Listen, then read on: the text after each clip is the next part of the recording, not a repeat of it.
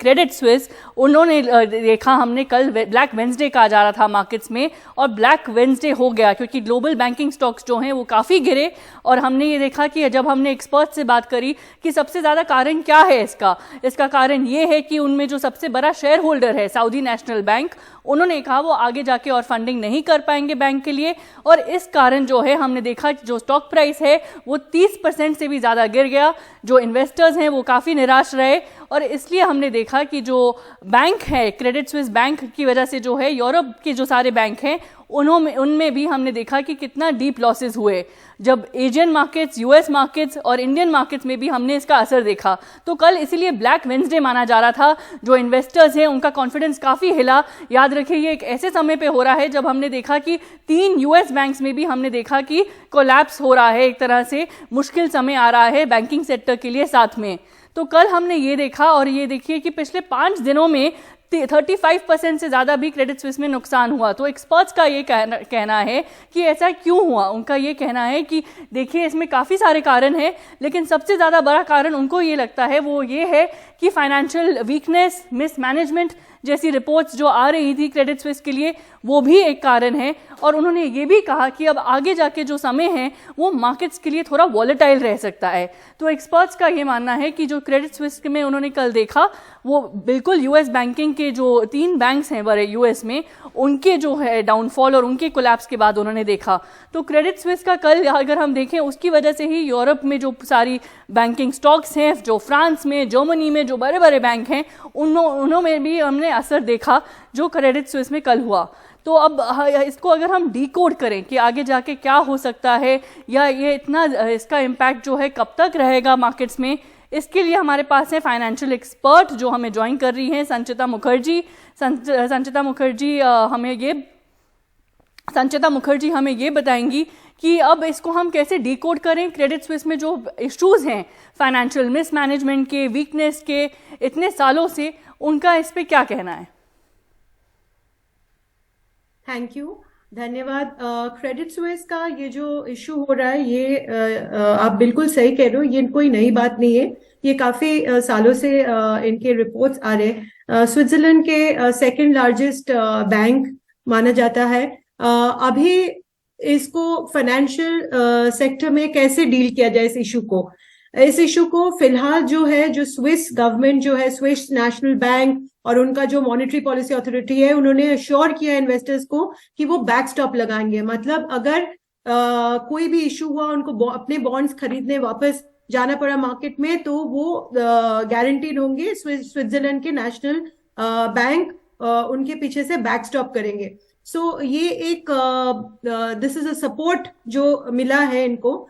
But जो देखने लायक चीज है, जो पूरे ग्लोबली फाइनेंशियल सर्विसेज में जितने भी बैंक्स हैं, अभी यूएस के जो बड़े बड़े बैंक्स हैं, क्रेडिट स्विस का जो इशू आया है, इनमें ये सब इसलिए हुआ है बिकॉज फेडरल रिजर्व जो है बहुत अग्रेसिवली इंटरेस्ट रेट हाइक किया है। बट गोइंग फॉरवर्ड अगर वो इंटरेस्ट रेट्स हाइक नहीं कर पाता है और इसको पॉज कर देता है और लिक्विडिटी इंजेक्ट करता है, तो और इन्फ्लेशन को मद्दे नहीं रखते हुए इन बिटवीन दिस ईयर अगर फेडरल पॉज करने के बाद हाइक्स को अगर कट किया जाता है, तो ये एक्चुअली बेनिफिट हो सकता है मार्केट के लिए। बट एनपीए सिचुएशन बैंक्स के अंदर अभी क्या और निकल सकता है, इसका हमें अभी तक कोई इंफॉर्मेशन नहीं है।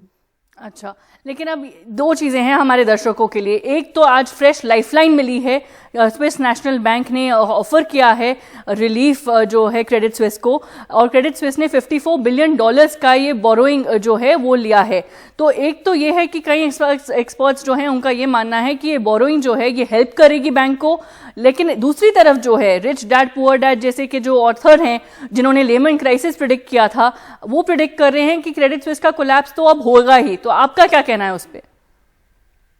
इट्स वेरी डिफिकल्ट, अभी तो कहना बहुत मुश्किल है, बिकॉज अभी जो है अनचार्टर्ड टेरिटरी में, मतलब अभी पता नहीं क्या होने वाला है। बट फिलहाल और कोई भी इकोनॉमिस्ट, कोई भी एक्सपर्ट इस पे अभी कमेंट नहीं कर सकते। इट ऑल डिपेंड्स कि इनका बैलेंस शीट का अभी सिचुएशन क्या है, इनका इन्वेस्टमेंट बैंकिंग रेवेन्यूज, इनका प्राइवेट बैंकिंग रेवेन्यूज, इनका जो भी बॉन्ड्स वगैरह जो मार्क टू मार्केट लॉसेज में है, बिकॉज बॉन्ड्स लॉसेस में क्यों है, because world over bond losses में है, बिकॉज फेडरल रिजर्व ने बहुत अग्रेसिवली इंटरेस्ट रेट्स हाइक किया है, इसलिए ऑल द बॉन्ड्स जो बॉन्ड बुक है हर बैंक की वो लॉसेस में है। बट ये एक टेम्परेरी सिचुएशन है। लॉन्ग टर्म जो फाइनेंशियल मिसमैनेजमेंट के या रिस्क मैनेजमेंट के जो इश्यूज बाहर निकल के आ रही है, ये कैसे पैन होगा ये तो वक्त ही बताएगा। बट इंडिया में मेरे हिसाब से नी जर्क रिएक्शन हो रहा है, इन्वेस्टर्स को इतना पैनिक नहीं करनी चाहिए, बिकॉज हमारी एक्सपोजर लिमिटेड है डायरेक्टली एंड इनडायरेक्टली।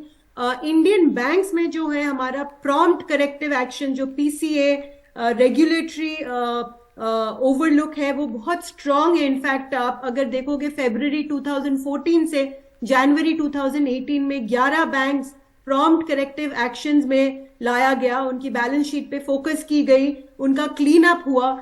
सितंबर 2022 में central bank of India prompt corrective action से निकला। सो यहाँ पर regulatory feature financial services sector में बहुत स्ट्रांग है। बट हालांकि पूरे वर्ल्ड में अभी इंटरेस्ट रेट्स हाई होने के कारण ये इसको सिस्टेमिक रिस्क माना जाता है, बिकॉज सारे बैंक्स इंटर रिलेटेड है, इनकी बोरोइंग इंटर रिलेटेड है, इनके इन्वेस्टर्स इंटर रिलेटेड है, इनकी बॉन्ड बुक्स इंटर रिलेटेड है। तो ये सिस्टेमिक इशू कैसे एक्चुअली खेलने को आएगा ये अभी बताना बहुत डिफिकल्ट है। जी बिल्कुल, लेकिन जो एक्सपर्ट्स हैं उनका ये भी मानना है कि अभी सबसे बड़ी चिंता की बात ये है कि यूएस के जो 3 बैंक हैं और यूरोप का जो क्रेडिट स्विस जो है जो सबसे बड़ा बैंक माना जाता है, इनका टाइमिंग जो है ये सब एक टाइम पे ही हो रहा है। तो वो जो टाइमिंग को लेके वो सोचते हैं, कई लोग ऐसा सोचते हैं कि यस, एक्सपर्ट्स ने बोला है कि इंडियन बैंकिंग सिस्टम काफ़ी रिजिलियंट है, काफ़ी स्ट्रांग है, लेकिन कल हमने जैसे देखा कि ब्लैक वेंसडे हुआ ग्लोबल मार्केट्स के लिए, अगर असर पूरे ग्लोब में हो रहा है तो इंडिया में भी होगा, ऐसा भी मानना है। तो आपका क्या कहना है कि टाइमिंग जो है वो एक कंसर्न है कि सब कुछ साथ में ही हो रहा है बैंकिंग सेक्टर के लिए? एब्सोल्युटली, ये इसका जैसे मैंने कहा है हर इमर्जिंग मार्केट, आप इंडिया ले लीजिए, Taiwan, Vietnam, south Korea, China, Hong Kong, जितने भी यूरोपियन मार्केट्स है, डेवलप्ड मार्केट्स के, आप फ्रांस के, जर्मनी, यूके, ऑल मार्केट्स, सारे मार्केट्स अफेक्टेड होंगे, बिकॉज फाइनेंशियल सर्विसेज में इश्यूज प्रकट होना is a volatile time markets के लिए। इट्स कॉल्ड नी जर्क, मतलब आप इमीडिएटली शॉर्ट टर्म में आप रिएक्ट जरूर करेंगे, नोबडी इज इंसुलेटेड, कोई इतना इंसुलेटेड नहीं है कि वो रिएक्ट नहीं करेंगे। बट लॉन्ग टर्म में देखना है, अगर हम अपना व्यू फॉर्मुलेट करना चाहते हैं कि एज एन इन्वेस्टर हम कैसे देखें इसको, तो ये मान के चलना चाहिए कि इंडियन इकोनॉमी बहुत ही स्ट्रांग है और इंडियन बैंक स्पेशली इनका जो रेगुलेटरी ओवरसाइट है ये बहुत ही ज्यादा स्ट्रांग है, सिस्टम्स आर इन प्लेस, हमारा लीवरेज भी बहुत कम है। क्या हुआ 10 साल में ना, डेवलप्ड मार्केट्स में लीवरेज बहुत बढ़ गई क्योंकि इनका 0% इंटरेस्ट रेट पे चल रहा था। इसलिए अगर आप सिलिकॉन वैली में देखोगे ये पूरा कारण जो हुआ और एक के बाद एक जो ये लहर आ रही है, ये क्यों हो रहा है? बिकॉज ये लीवरेज अनवाइंड हो रही है। वहां पर 0% इंटरेस्ट रेट में 10 साल से आप एक लेंडिंग बुक चला रहे हो, लीवरेज चला रहे हो, सडनली एक साल में वो पूरा लिक्विडिटी रिवर्स करके अगर आप इंटरेस्ट रेट 6% पे लाओगे तो वो उसका फॉल आउट डेफिनेटली होता है अनलीवर करने का। इसीलिए डेवलप्ड मार्केट्स में इशू हो रही है। इंडियन मार्केट्स में वो लीवरेज का सिचुएशन है ही नहीं, बिकॉज वो अलाउड ही नहीं है।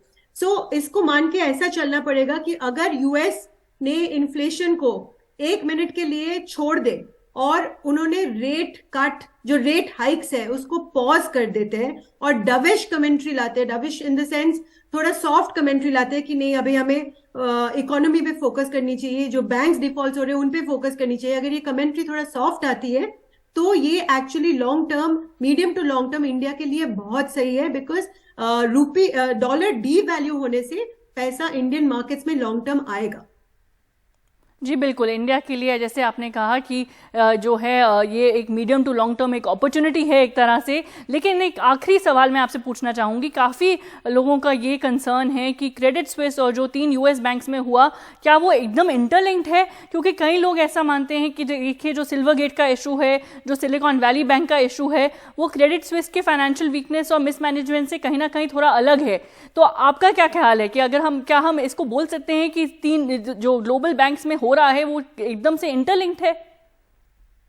जी जरूर, ये इंटरलिंक्ड है। और क्रेडिट स्विस का इशू जो आ रहा है, इनका बैलेंस शीट बहुत ही ज्यादा बड़ा है compare to SVB and first republic and signature, जो भी यूएस के बैंक्स जो डिफॉल्ट हुए, क्योंकि वहां पे भी यूएस गवर्नमेंट है, सेंट्रल गवर्नमेंट है, जिन्होंने अश्योर किया है कि वो लोग बैक स्टॉप करेंगे। छोटे छोटे बैंक्स डिफॉल्ट हो सकते हैं, जो क्रिप्टो करेंसीज में इन्वेस्ट करते वगैरह, उनको कोई नहीं बचाएगा, बट बड़े बैंक्स का at least US government central bank है। क्रेडिट स्विस की बैलेंस शीट बहुत ही बड़ी है, इनमें इंटरलिंकेजेस ग्लोबली है, बाकी सारे बैंक्स आर इधर बायर्स, इनके जो बॉन्ड्स होते हैं, ये अभी हमारा जो सीडीएस मार्केट है, जो इंडिकेट करता है कि जो डिस्ट्रस्ट है बिटवीन इंस्टीट्यूशंस, वो काफी हाई है फिलहाल, but it is still not जो ग्लोबल फाइनेंशियल क्राइसिस में हुआ था उस सिचुएशन पे अभी तक नहीं आया है। अभी it is an unfolding story, अभी जाके देखना पड़ेगा ये हाउ दिस टेम्पररी बैकस्टॉप जो स्विस नेशनल गवर्नमेंट ने जो किया है, इसको कैसे पैन आउट करते हुए स्विट्जरलैंड की जो सेकंड लार्जेस्ट बैंक है, जो इतनी बड़ी बैंक है, इसको लेके वो कैसे they manage to come out इस सिचुएशन से, वो तो वक्त ही बताएगा। जी बिल्कुल, बहुत बहुत धन्यवाद हमारे साथ जुड़ने के लिए। और जैसा आपने सुना, एक्सपर्ट्स भी ये कह रहे हैं कि देखो रेगुलेटर्स जो हैं, ग्लोबल रेगुलेटर्स, वो सब मेजर्स ले रहे हैं, अब आगे जाके देखना पड़ेगा कि इसका इम्पैक्ट क्या होता है। अभी के लिए इतना ही क्रेडिट स्विस की न्यूज़ पर, और thank you very much for joining us Sanchita Mukherjee.